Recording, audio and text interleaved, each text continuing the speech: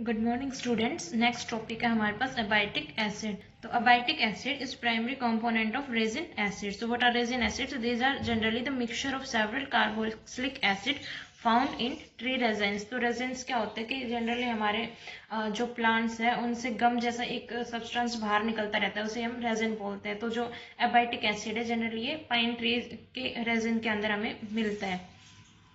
Second, जो ये resin acid होता है या फिर अबाइटिक एसिड होता है, ये कैसे होता है? ये टेकी येलोइश गम टाइप लिक्विड सॉलिड होते हैं, वाटर के अंदर जनरली इनसोल्युबल होते हैं और इनका यूज जनरली हम सोप की प्रिपरेशन के अंदर यूज होता है इनका। उसके बाद आते हैं हमारे पास इसकी स्ट्रक्चर इलुसिडेशन। तो स्ट्रक्चर इलुसिडेशन में फर्स्ट स्टेप क्या होता है कि इसका मोलिकुलर फॉर्मूला, तो मोलिकुलर फॉर्मूला है इसका C20H30O2। ठीक है। उसके बाद जो अबाइटिक एसिड है तो उसको सोडियम बाइकार्बोनेट के साथ ट्रीट करते हैं तो हमें ब्रिस्क एफरवेंसेस मिलते हैं, मतलब इसके पास कार्बोक्सिलिक ग्रुप प्रेजेंट है। लेकिन फिर अब देखते हैं कि जो कार्बोक्सिलिक ग्रुप है वो कैसे नेचर का है, प्राइमरी है, सेकेंडरी है, टर्शियरी है। तो इसका करवाते हैं एस्टरिफिकेशन। तो वहां से जो एस्टरिफिकेशन प्रोसेस इसकी बहुत ही डिफिकल्ट होती है, तो यहाँ से पता चलता है कि जो कार्बोक्सिलिक ग्रुप है वो टर्शियरी कार्बोक्सिलिक ग्रुप इसके अंदर प्रेजेंट है। उसके बाद नेक्स्ट है हमारे पास, इसमें डबल बॉन्ड कितने हैं? तो जब आप कैटालिटिक हाइड्रोजनेशन करवाते हैं इसकी, तो हमारे पास दो मॉलिक्यूल्स हाइड्रोजन के यूज होते हैं। दो मॉलिक्यूल हाइड्रोजन के यूज है मतलब क्या है?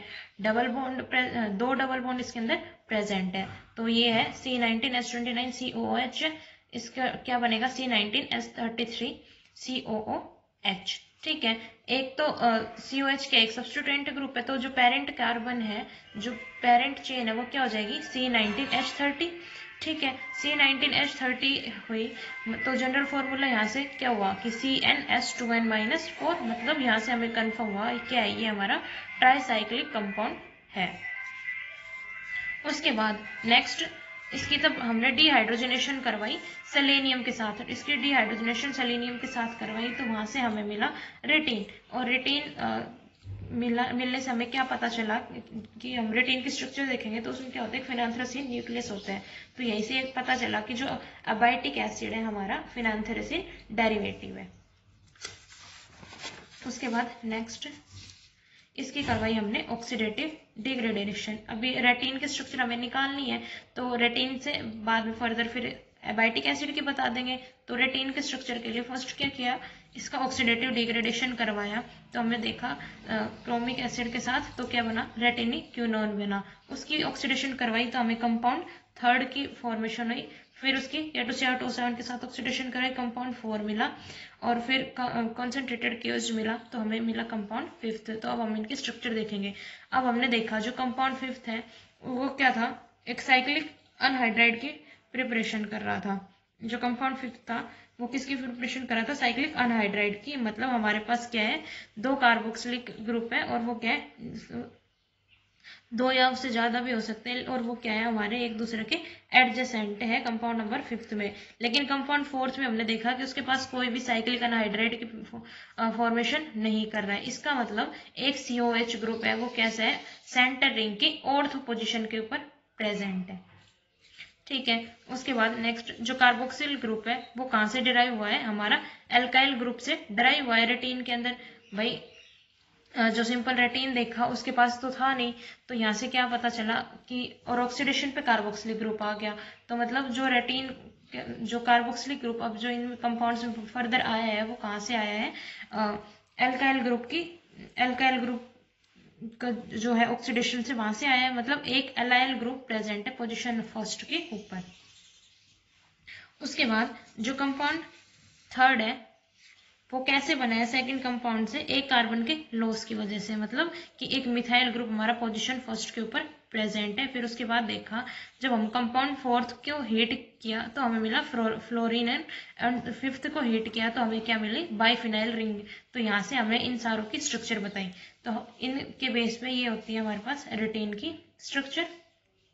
ठीक है। कोई भी कार्बोक्सिलिक ग्रुप नहीं है, क्रोमिक एसिड के साथ ऑक्सीडेशन करवाओगे इसका double bond O, double bond O। ठीक है। क्या बनेगा? रेटिनिन क्वीन। इसके रिएक्शन करवाने की MnO4 के अंदर तो क्या होता है आपके पास? बेंजेलिक एसिड रीअरेंजमेंट होता है और फॉलोड बाय डेकार्बोक्सिलेशन। तो किसकी फॉर्मेशन होगी हमारे पास? ये आपका कंपाउंड थर्ड आ गया। ठीक है, इसके रिएक्शन फिर करवाई K2Cr2O7 के साथ, तो आपके पास ये कंपाउंड फोर्थ बना और उसके बाद क्या बना, कंपाउंड फिफ्थ ये था हमारे पास। ठीक है, इसकी रिएक्शन करो, इसको हीट करवाओगे तो क्या मिलेगा आपको, बाइफिनाइल रिंग मिलेगी, मतलब ये रिंग मिल जाएगी, CH ग्रुप हट जाएंगे। सॉरी। तो यहाँ से रेटिन के स्ट्रक्चर के बारे में थोड़ा आइडिया लग जाता है। ठीक है, उसके बाद देखो नेक्स्ट स्टेप की जो आइसोप्रोपाइल ग्रुप है वो कहाँ पे लगेगा। तो जो कंपाउंड थर्ड था, ये वाला जो हमारा कंपाउंड था, इसकी रिएक्शन हमने KOH के साथ करवाई तो हमें मिला 4 आइसोप्रोपाइल बाइफिनाइल। तो ये 4 आइसोप्रोपाइल बाइफिनाइल मिला, इसकी फिर ऑक्सीडेशन करवाई तो हमें मिला बाइफिनाइल 4 कार्बोक्सिलिक एसिड। इसका मतलब जो आइसोप्रोपाइल ग्रुप है वो कहाँ पे है, पोजीशन 7 के ऊपर। तो यहाँ से इन सारे चीजों से हमारे पास रेटिन की ये स्ट्रक्चर कंफर्म हुई, इस ग्रुप का पता चल गया था। और ये क्या है, इस सेंटर रिंग के ऑर्थो पोजीशन पे है और ये क्या है, इसकी 7th पोजीशन के ऊपर प्रेजेंट है। तो यहाँ से रेटिन की स्ट्रक्चर हमारे कंफर्म हो गई थी, किसी पास जो आइसोप्रोपाइल ग्रुप है वो 7th है, तो यहाँ से ये रेटिन के हमारे स्ट्रक्चर मिले। अब अगर किसी की स्ट्रक्चर पता चल जाती है तो उसकी सिंथेसिस से उसका कंफर्मेशन देखते हैं। तो आप नेप्थलीन लेके चलोगे रेटिन की सिंथेसिस के लिए। नेप्थलीन इसका क्या करवाना है, फ्रीडल क्राफ्ट एल्काइलेशन करवाना है, तो ये डालोगे आप आइसोप्रोपाइल ब्रोमाइड, ये यहाँ पे जुड़ जाएगा। उसके बाद नेक्स्ट स्टेप में फ्रीडल क्राफ्ट एसाइलेशन, तो क्या होगा, ये आपका ग्रुप यहाँ सिंपल। ठीक है, उसके बाद इसमें डालना है MEH HCl MEMgI first step में एस्टरिफिकेशन इस वाले ग्रुप को प्रोटेक्ट करेगा, फिर MEMgI यहाँ पे अटैक करेगा। उसके बाद हाइड्रोलिसिस करवाओगे OH, ये हमारे पास इसकी फॉर्मेशन हो जाएगी, ये ग्रेगनार रिएजेंट फॉलोड बाय हाइड्रोलिसिस, तो ये एल्काइल ग्रुप यहाँ पे सब्सटीट्यूट हो जाएगा। ठीक है, उसके बाद नेक्स्ट स्टेप में क्या करवाना है इसकी, तो इसमें क्या होता है, एस्टरिफिकेशन और डीएस्टरिफिकेशन प्रोसेस साइमल्टेनियसली हुई थी। उसके बाद इसकी रिएक्शन करवानी है HI रेड फॉस्फोरस के साथ, रिडक्शन करवाओगे, सॉरी रिंग के क्या करवा देगा ये, साइक्लाइजेशन। तो ये जो आपकी रिंग थी इसका क्या हो जाएगा, साइक्लाइजेशन, ये बन जाएगा। इसके अब रिडक्शन करवाओगे, फर्स्ट तो क्लीमेंजन रिडक्शन, सेकंड फिर सेलेनियम के साथ रिएक्शन करवाओगे, तो क्या बन जाएगा हमारे पास, रेटिन की फॉर्मेशन हो जाएगी।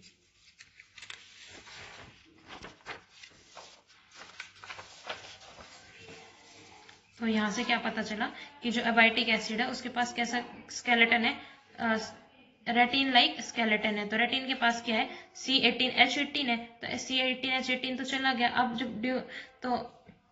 जब हमारा डीकार्बोक्सिलेशन हुआ तो एक तो COH ग्रुप, CO2 ग्रुप हमारा बाहर निकल गया और साथ में डीहाइड्रोजनेशन की वजह से एंगुलर मिथाइल ग्रुप निकल गया MESH की फॉर्म में। तो अब क्या है, एक तो कार्बोक्सिलिक ग्रुप रह गया और एक क्या रह गया आपका, एंगुलर मिथाइल ग्रुप। अब इनके क्या देखेंगे हम, पोजीशन। तो फर्स्ट आते हैं हमारे पास position of angular methyl group.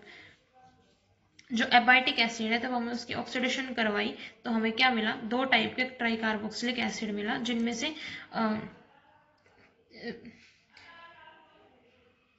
एक तो हमारा एबाइटिक एसिड के फॉर्म में और दूसरा किसकी वजह से बना है हमारा, C डबल बॉन्ड C की डिग्रेडेशन की वजह से। ठीक है, तो इससे हमें ये कंफर्म हुआ कि जो हमारा एंगुलर मिथाइल ग्रुप है वो कहाँ पे प्रेजेंट है, रिंग B या C के अंदर प्रेजेंट है। देखो ये था आपके पास एबाइटिक एसिड, इसकी ऑक्सीडेशन करवाई, ये हमारे 2 प्रोडक्ट मिले। ठीक है, 2 कार्बोक्सिलिक एसिड मिले।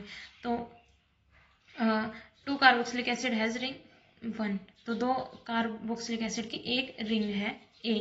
ठीक है, ring B and C being unsaturated gets cleaved during oxidation. तो जो रेटिन के अंदर थी, ये देखो, ये यहाँ देख लो, यहाँ पे बनी हुई है,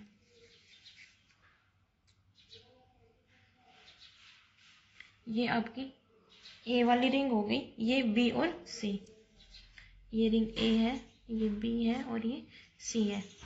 तो एक तो कार्बोक्सिलिक ग्रुप इसके पास था, इस मिथाइल ग्रुप की वजह से आया, और इन दोनों के पास डबल बॉन्ड, इन दोनों का क्या हुआ है, ऑक्सीडेटिव क्लीवेज हुआ है, क्योंकि इन्हीं के पास फिर डबल बॉन्ड प्रेजेंट था।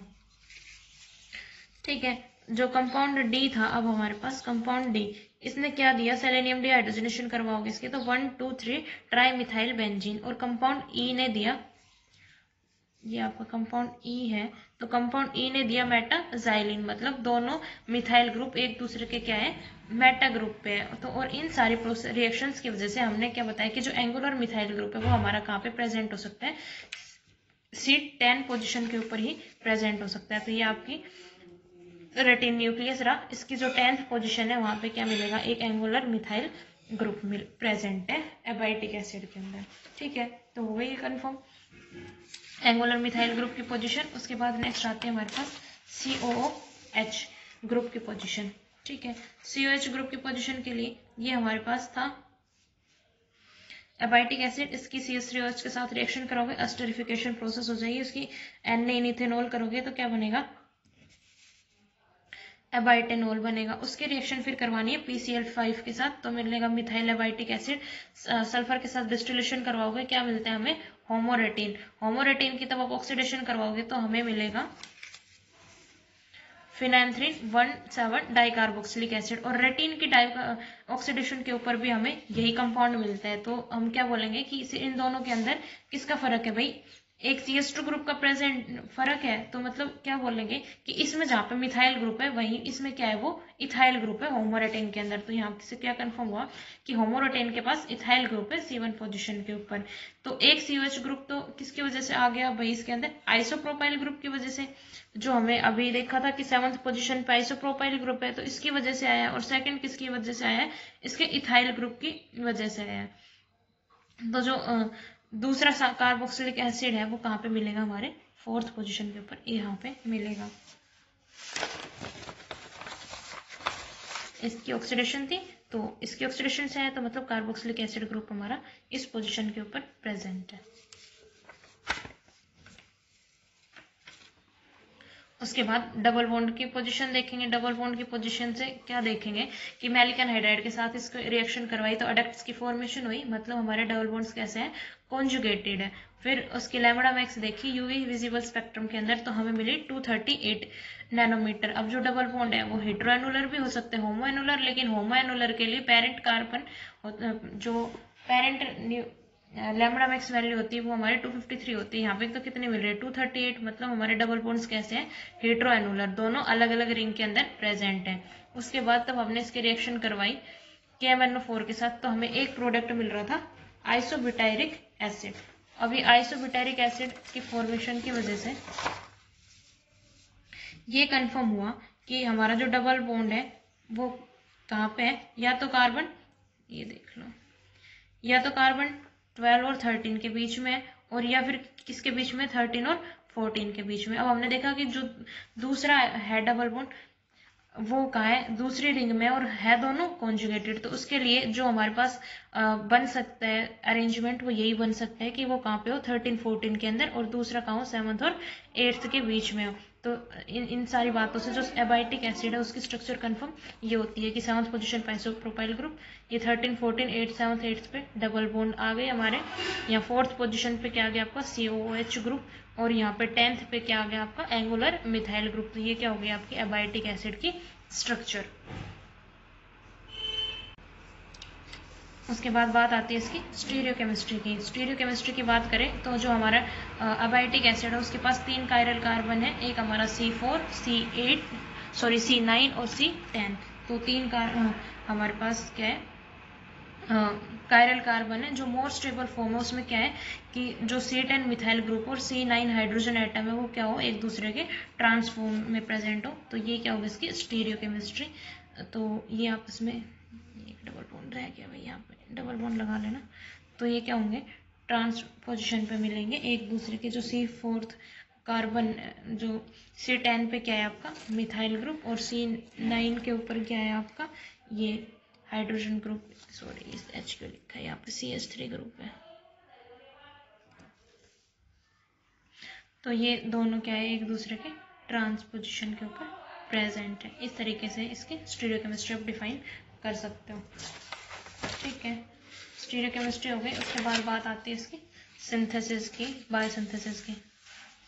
तो बायोसिंथेसिस अगर हम देखेंगे तो जो एबाइटिडीन है कहाँ से बनेगा, इसके अंदर एबाइटिडीन बनता है, उस वो हमारा फिर डिग्रेड होता है एबाइटिक एसिड के अंदर। तो जो फॉर्मेशन है एबाइटिडीन की किससे बनेगी, जेरेनाइल डाइफॉस्फेट से। उसे कौन कैटेलाइज करेगा, हमारा एबाइटिडीन सिंथेसिस। ये हमारा एंजाइम यूज है, उसे वो इसे कैटेलाइज करेगा। एक इंटरमीडिएट बनेगा कौन सा, कोपेलाइल डाइफॉस्फेट इंटरमीडिएट, जो फिर फर्दर ऑक्सीडेशन होगी जब एबाइटिडीन की, उसे कौन कैटेलाइज करेगा, हमारा साइटोक्रोम P450 डिपेंडेंट ऑक्सीजनेज और एक NAD पॉजिटिव डिपेंडेंट डिहाइड्रोजनेज। ठीक है, तो ये हमारे पास इसकी रिएक्शन होगी। ये क्या है आपका, जेरेनाइल डाइफॉस्फेट एबाइटिडीन सिंथेसिस डालोगे, एक इंटरमीडिएट की फॉर्मेशन बनेगी कोपैइल डाइफॉस्फेट। ये है हमारे पास कोपैइल डाइफॉस्फेट। अब फर्दर इसकी क्या करवानी है, ये तो आपका क्या है, इंटरमीडिएट किसके अंदर डिग्रेड हो जाएगा, आपका एबाइटिडीन के अंदर। अब फिर से इसके रिएक्शन फिर से क्या डालोगे इसके पास, साइटोक्रोम P450 और आपका ये NAD पॉजिटिव, तो फिर क्या बनता है आपके पास, एबाइटिक एसिड की सिंथेसिस होती है। तो ये थी इसकी बायोसिंथेसिस।